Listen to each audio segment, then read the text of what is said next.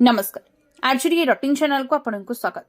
Bullet धक्का helper को मृत्यु। रायगड़ा सहर साइप्रिया नगर निकटस्थ जातीय राजपथ रिलायंस पेट्रोल पंप निकट में गोटे बुलेट रास्ता पार होता व्यक्ति को धक्का देवा फल जनकर मृत्यु होता जमापड़ी। मृतक जनक हेले वाई कंठा पोंबा।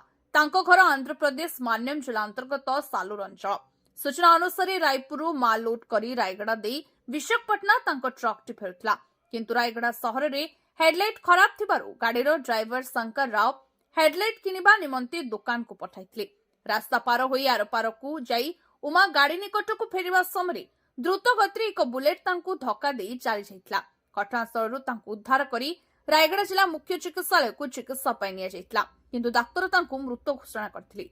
रायगड़ा पुलिस घटनास्थल रे पहुंची तदंत करुथबा जणा पड़िछि।